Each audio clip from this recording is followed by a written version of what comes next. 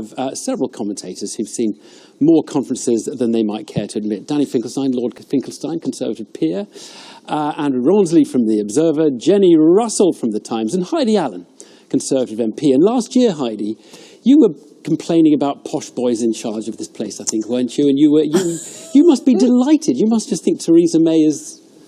Well, she has made me cry once already, so I'm still in that optimistic. When did she cry? Was that... Her first speech on the steps of number 10, I thought, hallelujah, somebody seems to be speaking for the little man. And that made me quite excited. Do you feel it's an actual difference? Is this a new party, or is it just the words have changed, or...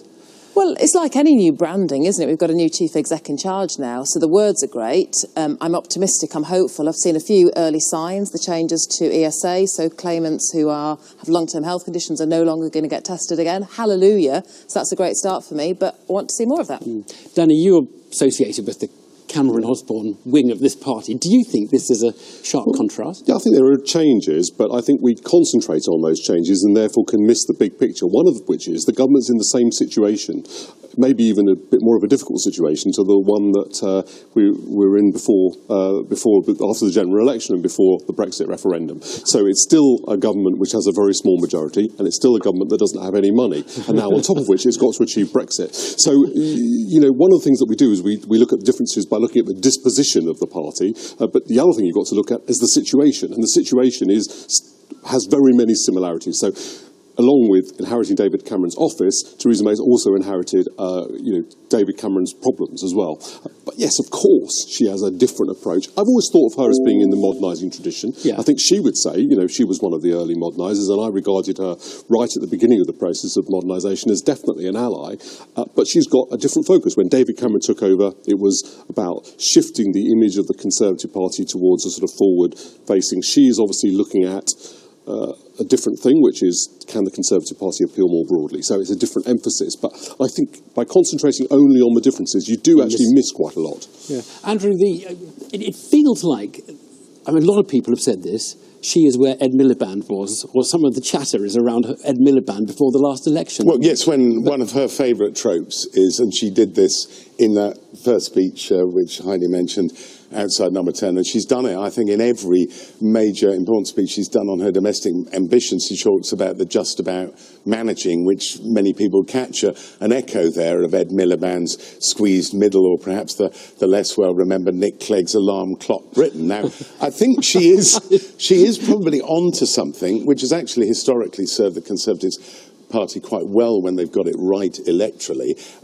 which is people who are in work but on relatively low wages, and the Conservatives have often recruited, when they've been successful, that part of the population, or some of them, into their coalition. But of course, the test, and this is the really crucial thing for those people and everybody else looking at her, is do you translate the nice words about them into any sort of policy? And so far, Brexit apart, in terms of solid policy, well, we've had grammar schools, which many people, including many Tories, think is a rather bizarre diversion. Because actually, if she was serious, if you translated the things she said about what she wants to do for that part of society into policy, it would actually give the ingredients for quite a radically different Toryism, which would mean taking on some big vested interests in the Conservative Party itself. For me, the most interesting thing she's done, pick this up, Jenny, the most interesting thing she's done is appoint Matthew Taylor, who ran the policy unit under Tony Blair, to investigate the workings of the labour market for the insecure, the gig economy, the insecure, the 0 hours.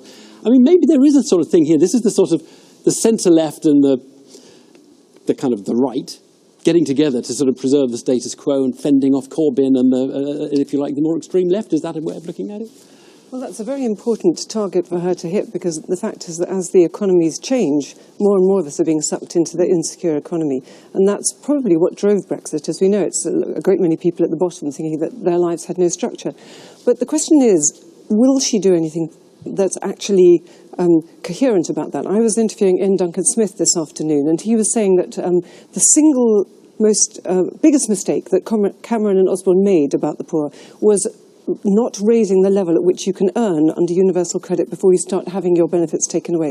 And you're saying, forget all the rest of the talk about social justice and so on. The single thing that Theresa May should be doing is putting an enormous amount of money into making sure that when universal credit comes in, poorer people keep more of their incomes before it starts being moved. Now, that would actually be putting a few billions where her social justice You're all nodding, Heidi. Yeah, but then the money has to come from somewhere. You're a Tory. Conservative, so I'm not sure that's going to be possible. However, so at first I thought this thing of governing the country for those who are just about managing was for David Moyes, but I realised over time that she is aiming at a different audience, and it does mean it is a change of emphasis, because it will mean more emphasis on government and what government can do, and the Conservative Party's emphasis has shifted, I suppose, from just thinking about how can you cut government, how can you cut taxes, to also thinking, look, government spends 40% or more of our national income, what can it do? And I think that will be her emphasis, and it will challenge Tory vested interests. I think it will create rows.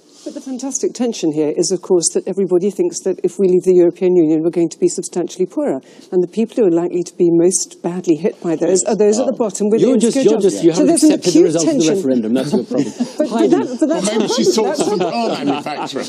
Heidi, go on. 350 million extra per week for the NHS, remember? So there is. Yeah, we keep forgetting about that. That cash is there. Heidi, yes, you brought us onto the subject of whether the party is united under Theresa May, because everybody thinks she's great, everybody I've spoken to.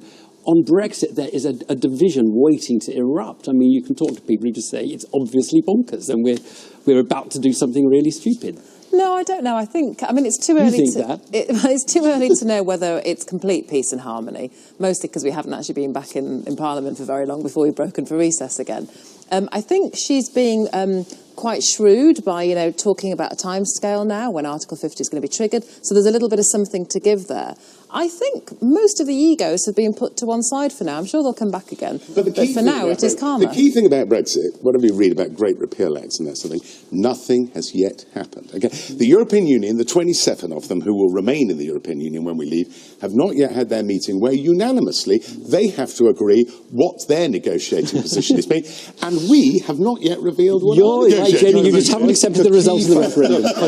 A key factor in this conference is that lots of people who are on the Remain side of the argument, like me, believe that the Conservative Party asks people for their opinion and have to respect that result. And that is a very important part of the unity here. So I don't actually agree with your interpretation.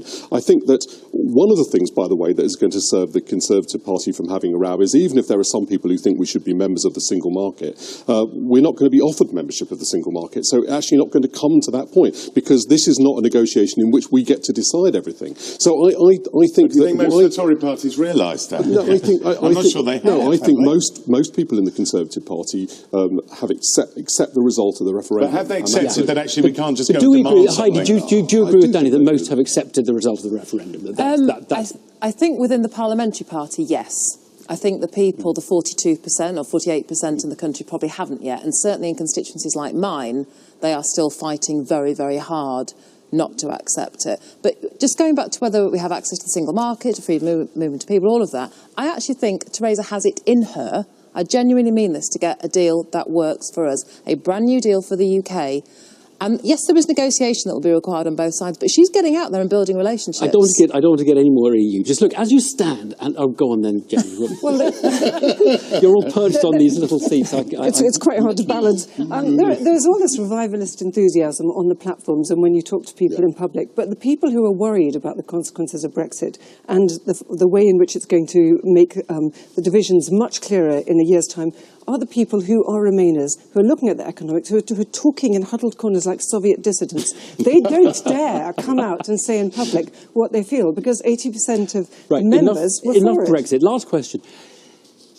Does the left-right, does that spectrum, every now and then people come along and say, oh, left-right, it doesn't work anymore, the spectrum isn't left-right. Does it not work anymore? You look at Theresa May, quite hard, pro-gay marriage, more kind of conservative on issues of security and personal liberties. I think she will end up having something of a left-right argument in the party in which she'll be on the left side of it. You think she'll be on the left? And I do. I think that this is a misinterpretation of her caused by one policy of grammar schools. If you look across the piece at the emphasis that she's making, it is taking David Cameron's move away from Thatcherism on. Right. One of the real questions is how the Conservative Party, we haven't talked about this at all, but how it reacts to what's happened to the Labour Party, because there's two ways to look at that if you're Conservative. One is, let's bivouac and have in the centre ground and have that, since Jeremy Corbyn's Labour wants to go somewhere else, apparently.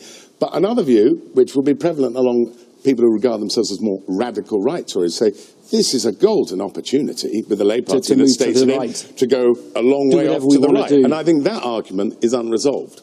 We need to leave it there. Thank you all very much.